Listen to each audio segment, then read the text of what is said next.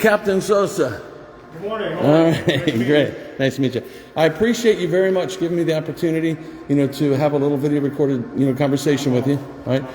In fact, maybe I'll just reverse the camera angle here, and set it up where maybe I could put it here, and it'll just kind of, it'll capture our conversation. No problem. Right. I'm sorry, how do you pronounce the last name? Van Scoik. Van Scoik? Yeah, Van Scoik. All right, this should be in there. Okay, I believe it's recording. Yeah. So, again, thank you so much for giving me the opportunity to talk to you. I got a few things that I just want to get off my chest with you because you're a captain. Yes. And I have a tremendous amount of respect for you. I truly do. You would not be a captain with the Miami-Dade County Police Department unless you were an honorable, respectful, respectable, intelligent person, right? And it's certainly my position. Nobody should be, right, a captain unless they are that. But I have some concerns that I appreciate being able to express to you right now on video that are kind of twofold. One is the concept of corruption, right, that you guys are in charge of actually being on top of, right, and preventing from happening. But the nature of my situation, which I'll address briefly, I'm concerned about cover-up because of who the person was and what happened, right? And I also just wanted to state, for the record, and I actually want to take my camera and get some shots of these, signs you've got up there, right, that say dignity and wisdom and responsibility and honesty and fairness. Because there's a lot going on right now in this world. We're living in a crazy time. I'm sure you probably agree, right? Politically, right? Socially, there's just a lot of different things going on. So the corruption and cover-up obviously goes way beyond even this level, right? I mean, political corruption, right? There's a lot of things going on. So to the extent that, and this is a significant issue for me that I need to document, to the extent that we all know the internet is an information highway, right?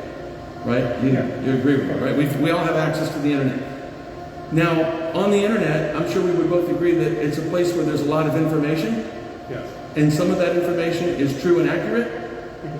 And some of that information is not, right? There's a lot of stuff going on. One of the big things that's going on right now in our nation, right, in the United States, is there's a lot of talk, and I don't know if you're familiar with it, there's a lot of videos that are circulating with people that are very educated in laws that are talking about how the United States of America is a corporation, right? Because, we have the United States of America, the Republic, right, with the Constitution for which it stands, right, and we the people. There's that. But there's a lot going on where they're talking about laws in a way that I don't necessarily agree with, but there seems to be a lot of veracity to it. That, as you know, in Miami-Dade County, we don't have a sheriff, right? We're going back to a sheriff in 2024, I understand. So we have an appointed police director, right? So that kind of correlates with the whole thing of bureaucracy and businesses and things, and appointees, whereas a sheriff is an elected individual who is sworn to uphold the Constitution and the laws of the Constitution. So I really kind of want to establish for the record, if you will tell me, are you as a captain, which again I have tremendous, I applaud you, I respect you, and I appreciate you, as a captain with the Miami-Dade County Police Department, can you tell me, are you working on behalf of a corporation, or are you working on behalf of the United States of America and the Constitution and the Republic and we the people? I'm working for the department that represents obviously all county ordinances and state laws we can enforce. Okay. So you're working for the department that represents county ordinances and state laws. Are you sworn to uphold the laws of this land, the Constitution? Yes. You are, right. That's what I thought. Because again, part of the problem is a lot of people out there right now are saying, police officers, they work for the corporation, they're not really working for the laws of the people to protect us, right? And it's a concern. And I appreciate you telling me now, the captain is telling me on video that his understanding, he's sworn to uphold the Constitution of the United States of America, right? All police officers are sworn to uphold laws, right? And those laws, you are a law enforcement officer, right? All the police officers are law enforcement officers. And again, you're with, the Department of Professional Compliance, right? To make sure that people are operating properly, right? Correct, so they're abiding by the policies and procedures. Exactly. So I just wanted to get some of those things on the video just because of the fact that there's a lot going on the internet with this thing about law of the land, law of the sea, law of the air, syntax, grammar, what you say, and here I am talking to a captain about a concerning issue, and you are familiar with my particular issue, right? Yes, I'm familiar with your concerns, and the reason I had reached out to you originally was because apparently you were trying to get a hold of one of our staff members. Right. It's my understanding that they were on leave and also on training. It's also my understanding that Lieutenant Ortiz reached out to you to address your concerns. Is that correct? Correct. And let me put that in total perspective again for the benefit of the recording as well. Obviously, what happened with me, in a nutshell again, is I went on February 14th to the Dade County State Attorney, Catherine Fernandez-Rundle, to give her a 200-page Anthony Fauci dossier. It's a criminal complaint that was put together by Dr. David Martin. When I went there, and I went into the public building, I see you're wearing a face mask, and that may be your preference, maybe you're required to, I don't know. You're actually not required to, which is one of my concerns. Part of what I'm doing is not only standing for my own dignity, and is the word rights up there somewhere too? They gotta have that word up there, it's not right. But I'm standing for my dignity and my rights. There's basically three classes of people. There's a class that really truly believes that there's an invisible enemy, a virus, and it's going around killing people throughout the world. They believe that, and they want to protect themselves. They want to wear a mask, they want to get injections, right? There's that group. There's another group that they believe, oh, maybe there's something out there, but it's no different than like the flu. It's a small thing, but the media is exaggerating it. They're blowing it out of proportion. Whether you're a Trump supporter or not, I was. Most Trump supporters looked at it as they were just doing this to upset, the election process, right? That's why they created all this coronavirus global pandemic. And then there's another group of people that really look into it, right? They look into what is a virus? Is there science behind viruses? Do viruses really exist? Is it just a narrative? Is it just something promoted in the media to uphold billions of dollars a year in commerce, right? And those people that are in that group, I'm one of them, we not only know and understand the concept of viruses in a more true sense, in a scientific sense, because I will tell you now, again on record, that there is no science. They have never, ever isolated and purified what they call a virus and set it aside and said, here's a virus. It's never been done. That's a factual statement. And they're using the concept, and here's the key, they're using the concept of viruses to manipulate and control people through ignorance, because they don't know what a virus is or isn't, and through fear. Scary concept, right? I don't want to get sick. I don't want to make my grandmother sick. I mean, wear your mask, you're going to make your grandmother sick, you might kill her. It's intimidation, it's coercion. There's a lot of coercion going on, all right? Those issues are something I stand vehemently against, right? I believe that all human beings, that we have God-given inalienable rights, that our rights are not given to us by the government or by politicians, that our rights are God-given, and those rights cannot be taken away from us. Rights of self-determination, free will, right? Responsible freedom, dignity, those are our rights. Protection, privacy. So we have those rights, and some people get confused and think that the government or the Constitution or the Bill of Rights gives us our rights. No, those things were put in place to protect our rights. The Constitution of the United States, the Constitution of Florida, right? Americans with Disabilities Act, right? Federal civil rights.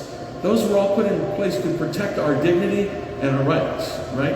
So because that's true, I've always taken the stand. Not only do I personally know there's no reason to wear a face mask, and I call them face diapers, not to be disrespectful, but because they're catching not only the carbon dioxide, but the mouth-filled bacterial waste in our mouth. It catches it, and we're rebreathing it. It's a diaper in the sense that it's catching waste product from the body. They're not healthy. And I'm telling you that as a friend, as a human being. And I encourage you to look into it more. I'm actually in the process of trying to bring these concerns. I've brought all these concerns that I'm addressing with you to the attention of Governor Ron DeSantis over the last 2 years. Everything that's on this website, that's on my t-shirt, thebigvirushoax.com, everything I'm talking about is on here, and everything that's on this website has been provided to the governor. It was provided to the former director. The director was what was the former director's name? Alfredo Ramirez? Right, Alfredo Ramirez. I provided him with all of the same information. I provided the legal department of Miami-Dade County with all the same information. Because over the last 2 years, as you know, it's let up now pretty well, right? It's kind of let up. You know, they're not meant, you know, requiring or trying to force people, right, against their will, right, to cover their vital airways. Again, you know, and that's why I say respectfully, because you're wearing one, you may really feel you need it. If you do, I respect that. But again, that's what it comes down to, is it's a choice, right? We have individual free will to decide, are we going to wear a face mask or not? Are we going to get an injection or not? That's a choice. They can't force that on us, but they are trying to. They're trying to. The powers that be, really, are endeavoring to force everybody into a vaccine passport scenario where they're going to control everything about our lives through technology. So I'm standing in opposition to that. Maybe you're a man who, and you don't have to say, you may be a man who appreciates what I'm saying, and you're like, man, this guy's right, and you're going to join forces. You know, maybe you think I'm a conspiracy theorist loon. I don't know. But I'm expressing to you honestly, right, where I'm coming from, is that I take a stand that our rights are God-given, they can't be violated, and that there are numerous laws, like the U.S. codes, you've seen it in my report, 42 U.S. Code, 18 U.S. Code. It's actually a violation of law to coerce somebody, to intimidate them, to infringe upon their right to carry on with their business in what's called a place of public accommodation or a place of a public building. Which, again, obviously for the record, when I asked you on the phone, can I record the conversation? You opted not to. Some people opt to. But you said you would record with me in the public lobby, right? Again, I'm going to look into that more, not to be, abrasive on that. Just for my own edification, I would think that a public servants, whether it's in the public, the whole building is a public building, you're a public servant. So to me, in theory, me or anybody should be able to have their video recording going and walk right through that door and record anything because you're public officials, right?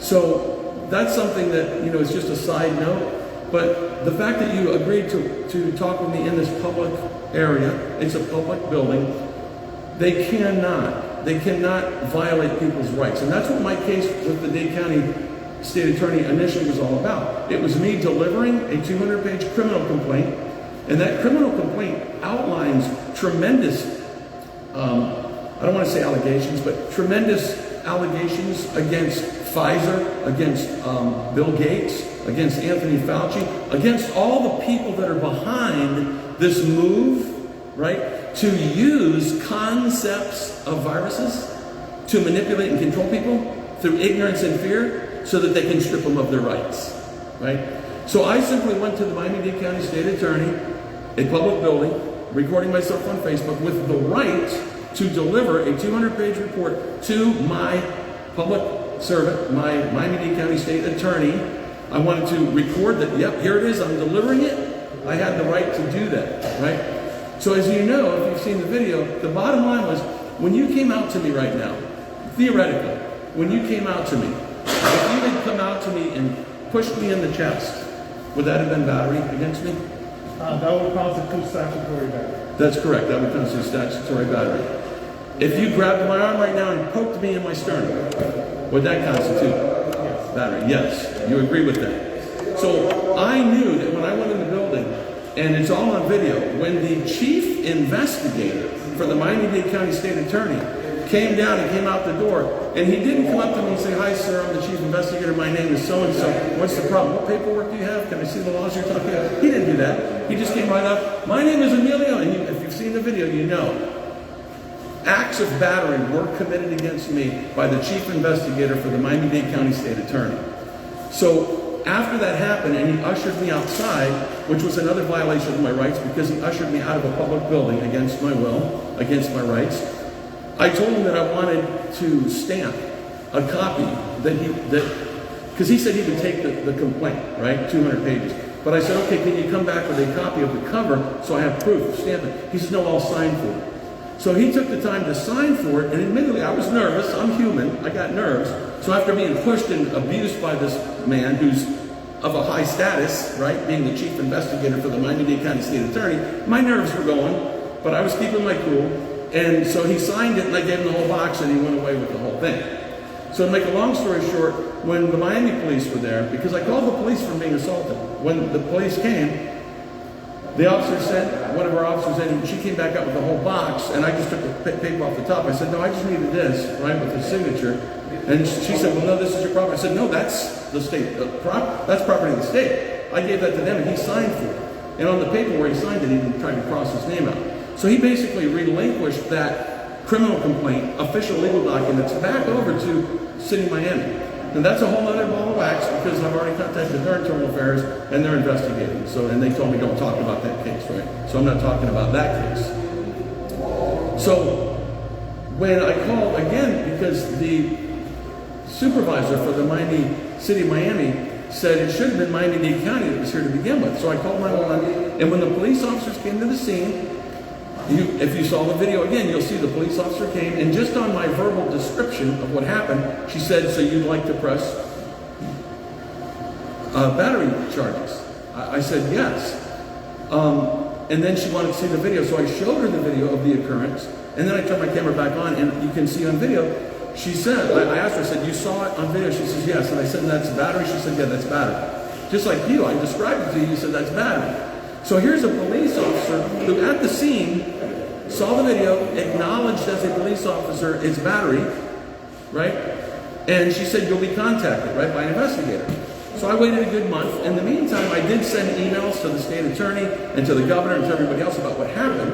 Because as you might imagine, from my perspective right away, I'm thinking, great, you know, they're not gonna do anything. This man's the chief investigator for the Miami-Dade County State Attorney. He's gonna get away with something that if I did it, I'd be arrested and I'd be charged with battery, right? So I didn't want it to be, you know, where the double standard, right? Because I believe that, you know, politicians, elected government officials, and police officers are also subject to the same laws and ethics and morals, right? You don't do that. He doesn't have the right to put his hands on it. You know, if I was combative, if I was being physical, that's a different story, right? It becomes a two-way street. But no, I was just patiently there waiting, and this man came out and committed acts of battery against me. So when I saw the police report, I got a copy of the police report, and I saw it was this weak little flimsy report that basically, to paraphrase, it said, a man was escorted out of the building. I'm like, whoa. I'm thinking in my mind, yep, cover up, like I thought. So this is where it becomes crucial to me. When I contacted the detective, Detective A. Suarez, Detective Suarez told me he never got the report. And when I called Internal Affairs, and I spoke to Sergeant Narcisse, she was awesome from the get-go. I was feeling good, like, hey, this woman's calling me back right away, and I explained to her my concern. I did to Detective Suarez my concern about cover-up. I said, look, I know you're a detective, but believe me, you're going to have supervisors telling you don't do this, you know, because of who this guy is. But he says, no, I'll do my due diligence. But when I got in touch with Detective Sergeant Narcisse concurred with me over the phone that, again, based on what I'm saying, that's battery. She concurred that the report was not written properly.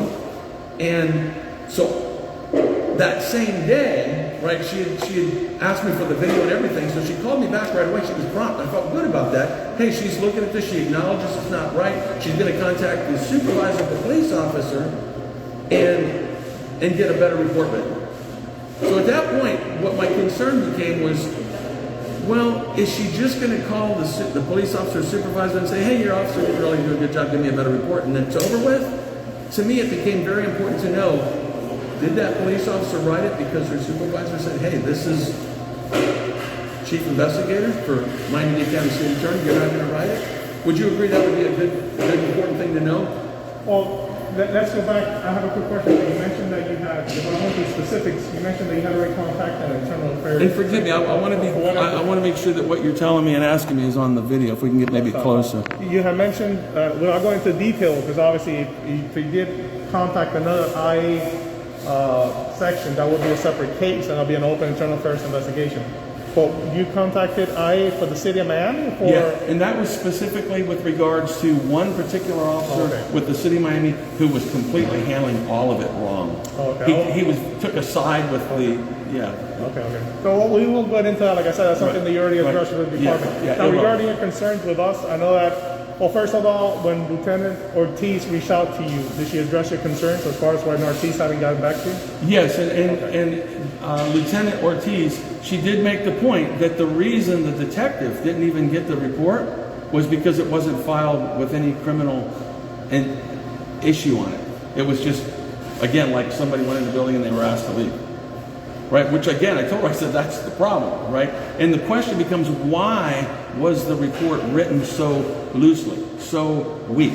Why did it not, I mean, the officer, right, the officer acknowledged it was battery. Why is the word battery not on the report? Here's another question. When I left, when that police officer took that report, I left. Did that officer go into the building and talk to Emilio Tamayo, the chief investigator? And did he, perhaps, not know that I video recorded everything? And because he didn't know I video recorded, when a police officer came in, he lied to her and said, no, this guy came in and I just told him to leave. If that's the case, then you have a chief investigator for the Miami-Dade County State Attorney lying to a police officer, in theory, right? So to me, they're important questions to get to the bottom of, because even the fact that Sergeant Narcisse acknowledged as well that the report wasn't written properly, we can therefore say it was incompetence. So it's either the police officer is incompetent in writing a report, and there's validation for that because she acknowledged its battery and said nothing about it, or the police officer was told by her supervisor, hey, this is the chief investigator for the Miami-Dade County State Attorney, don't write an incriminating report here. If that happened, I'm sure you as the captain of internal affairs would want to know about it. I'm sure you would want to know if a supervisor said, hey, don't write that report like that because it might incriminate this man. And we don't want to incriminate him because of who he is, right? I'm sure, I would hope you would want to know if that's the case. Well, I can tell you that any allegation that you make, first and foremost, we document everything here, okay? Everything, I know that Sergeant Narcisse, like I'm sure Ortiz told you, she had been trained, which is one of the main reasons that she wasn't able to reach back to you in a timely manner originally. Yeah, and forgive me for interrupting, I want to clarify that as well for the camera. In fact, yes, what happened was with Sergeant Narcisse, while she was right on it the first 2 days and I felt good about it, what happened was I sent her an email with these questions right after. I said, by no means am I trying to tell you how to do your job. I know you're a professional, you know what you're doing, so please don't take it that way. But I have these questions on my mind that, I want to know if you're going to get to the bottom of this because, again, was the officer told not to write incriminating? Did the officers talk to the perpetrator of the battery? If so, what did he say? Why was that not in the report? Right? There's questions. So when I asked that in an email and didn't get a reply from her, because it was more specific. It's getting deep now. It's not just about, I'll get you a better report. It's about, we got to talk to supervisors and police officers and why was this not in the report and why was that not in the report.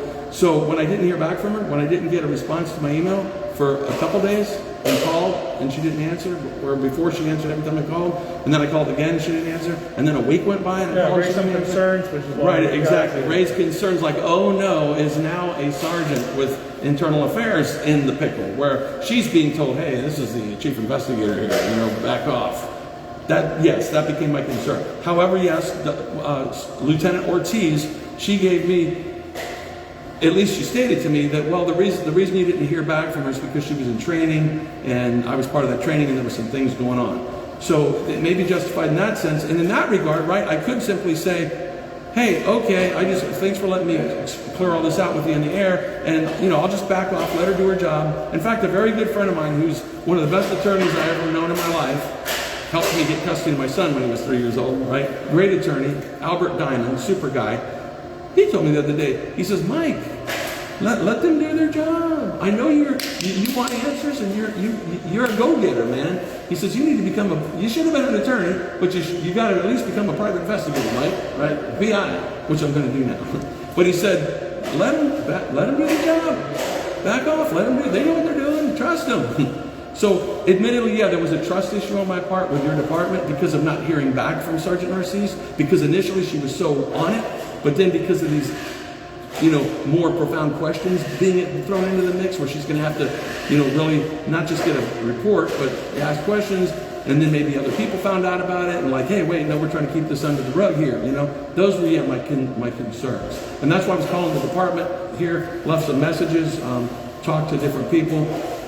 And yes, Lieutenant Ortiz said that it's just because she was in training, so it's not that there's anything nefarious going on. And I like to hope that's true and believe that's true. Yes. Okay. So on that note, if you guys need me to give a statement, you know, with your stenographer or anything, I'll do that. If you don't, I'm happy to just know now that, okay, nothing nefarious is going on with internal affairs, and you all the way up to the level of captain know what I'm hoping is going to come out in the end is who was talking to who and what happened and why was this report written so haphazardly. And you guys are going to do that, I back off, wait for you to do your thing. Now I understand that you submitted to Narcisse, and correct me if I'm mistaken, but you gave her a verbal statement like you did to me right now. Yes. You submitted to her the video recording from that day, if I'm not mistaken. Correct, yes. And in addition, a written form. Yes, and please stay right here for me. I'm going to go to the table and grab my paperwork. Okay, so I brought a copy for you. This is actually my sworn affidavit that's signed and notarized. So it's an officially notarized sworn affidavit. I'll provide this to her as well. Okay, I don't know if she has a copy of that or not, but I think she has, because I think you sent this via email. Right. Yeah. You either send it to her or you send it to administrative assistant. And possibly Perez, the detective Perez? as well. I don't think I sent it to. I did send it to this building. Okay. I'm pretty sure. Okay. I think I sent it to. Yeah, I'm not sure who. I do have. Yeah, I do have written at home everybody I sent it to.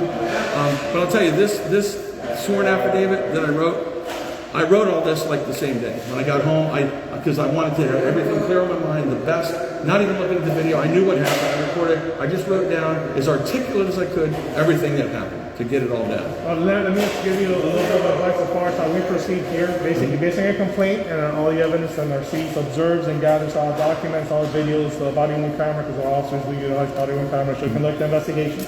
Depending on the investigation, something that's either handled internally or sometimes referred over to her chain of command to address. Everything's documented thoroughly. Okay, everything becomes public record. Once it's closed, you'll be able to obtain a copy of everything, of our report, of all the reports like you did with the OI. You'll be able to obtain a copy of our internal report or any report generated by the district regarding this issue, as well as obtain any body-worn camera footage related to the issue. Yeah. Okay, obviously right now, as you know, you're the initial steps. Right. She received your complaint and then she was gone due to training and now she's back. So she'll continue and she needs your make contact with you. I'm sure she has your phone number and email, so she can contact you to let you know the status of the case, or if she requires any additional information, she'll reach out to you. Okay, and I will let you know that Sergeant Narcisse did tell me she did get the body-worn footage. She told me that on the phone. She was going to get it. The next day she called me that she said she did get that. She looked at that, and then she asked for my video. About an hour after I provided my video, she watched it and called me back and said, yeah, I'm going to get to the bottom of this and get you another report that's properly written. So I called Detective Suarez at that point. I said, Detective, don't do anything right now because you don't have a proper report. So one other concern I have, I wrote a note about, was I just want to be absolutely sure. You know, I wrote these notes in the event that you did want to do a stenographer, like official report if you needed me to, that I don't want this. See, what we're talking about right now has to do with why the police officer wrote such a flimsy report. Was it a cover-up, right? Well, let me first and foremost, if you want to provide us a sworn statement, we can do that. However, you won't be able to record it. Right. So I'm just letting you know. Sure. So I was told over the phone. If you do want to record, if you do want to give us that formal statement, we'll set one up now and you can take one. But that's obviously in an area that's not accessible to the public. Right. And I was told over the phone, however, that you guys do audio recording that, right? Well, yes. You do audio recording. Especially if you're obviously, I'm assuming you're going to post this in some. Sure, yeah. Upload it to that could be something that can be utilized as opposed to giving verbal. Sorry, as opposed to using a formal statement. Right. We can also utilize that. We can also utilize exactly. Right. It doesn't necessarily have to be a formal statement. It could be verbal. It could be audio recorded, video recorded. It could be written as well. We take all forms of complaint. Okay. And what I want to be sure, my main question now is, I'd like to know that my dealing with you as internal affairs is not relative to the chief investigator who committed active battery against me. In other words, let's say in theory that you guys are doing an investigation. When I was talking to City of Miami, they took a sworn statement with me over the phone. And as soon as I was done, she said, okay, under statute, blah, blah, blah, you can't talk about this anymore, right? And I said, okay, I can't talk about your officer anymore, that's fine. But the case, of course I'm going to keep talking about it. She said, that's right, just our officer, because we're investigating our officer. So I was concerned that in theory, if I did a stenographer report with you guys and you did like a report, I was concerned that in the end, if you guys were to tell me, okay, now you can't talk about the case anymore, and I was concerned about the idea of you guys being in a position of saying, in other words, my involvement with internal affairs right now is relative to a police officer and why her report was written so flimsily, right, which may include her supervisor who may have told her to not write an incriminating report, possibly, whether or not she spoke with the perpetrator of the battery against me, Emilio Tamayo. Did she not? Why was that not in the report? There's some good questions that need to be asked. But I don't want any of that to have anything at all to do with delaying charges being brought up against Emilio Tamayo. Because charges must be brought up against him. They must. You acknowledged as well, as a captain. I gave you the example. If I came up and pushed you in the chest, it's battery, right? If you did it to me, it's battery. You're not exempt from committing battery against somebody because you're a police officer, because you're an elected official, or because you're the chief investigator, right, for the Miami-Dade County State Attorney. But are they going to want to bring the charges against their own man? They're not going to want to do that. So that becomes a whole other animal, right? Because even the detective told me, Detective Swear says, look, I'll do my due diligence, but when I'm done with my report, it's going on the office of the state attorney. Typically, when it comes to batteries, that's a process that occurs. I can tell you this, Mr. We'll do our due diligence from this perspective. I cannot tell you what the outcome of neither this investigation or ultimately that office incident pertaining to the incident that happened to the state attorney, what the final outcome would be, because obviously I can't foretell. I can tell you what different options or what different routes cases typically go. Right. Can we do that a little closer here, John? Well, typically what happens when there's a battery that occurs, there is the option of either it goes forward with an arrest, or it's pertaining to the state attorney's office, and the state attorney does the ultimate decision whether they want to direct file the case or not. That could be something that fits this criteria. Now, I'm just saying your concerns pertain to that the subject of the incident is potentially, you mentioned his name? Emilio Tamayo. Emilio Tamayo. You have some concerns since he does work for the state attorney's office. That's something obviously that you have other venues to pursue if you're in disagreement with the ultimate decision that's made. Right. And on that note, that's again where right now you guys aren't necessarily having anything at this point relative to whether any charges are brought up against him, but you are relative to a proper report being written, correct, and why a proper report wasn't written, correct, and getting to the bottom of that. Yes. And then once that's done, because I don't want that process to hinder or delay. No, it would not. It's two separate issues. Okay, so if that's the case, since it's two separate issues, how do I get charges? How do I? Is it just a matter of me having to wait for a proper report now? Exactly. And okay, so exactly. So right now you obviously did the correct thing by bringing this to our attention. Okay, we're going to look into the matter. You will be contacted. Okay, by obviously you've already got a hold of Sergeant Narcisse, but at some point during this investigation, you'll be contacted by someone from that district that handles that case. I believe it was the Northside District, right? Yes, I believe so. So you'll be getting, someone from that district will be getting in contact with you pertaining to this incident. Okay. Okay, so you'll be getting a follow-up call. You'll get some closure to this incident. And like I said, from our perspective, from our bureau, Narciso will reach out to you to let you know what the outcome was. Okay, so you'll be kept abreast of what's happening in the case. Gotcha. Captain, okay, thank you. And I want to tell you, with all due respect, you don't need that mask. Stop cutting off your air. You need oxygen. You take care, okay? You have a great day. You too. Be safe. And on your spare time, just look at the info that's there. All right, thank you, man. All right, I'm back for my driver's license. Can I keep this for a souvenir? Probably not, right? Thank you, ma'am. You too. Bye-bye. I hope I covered everything. I think I got it all covered. Hopefully. If I'm not, I'm sure he'll talk to me again over the phone. So that was that. nothing more to be said. I think it was all said. Hopefully it got all picked up good on the video.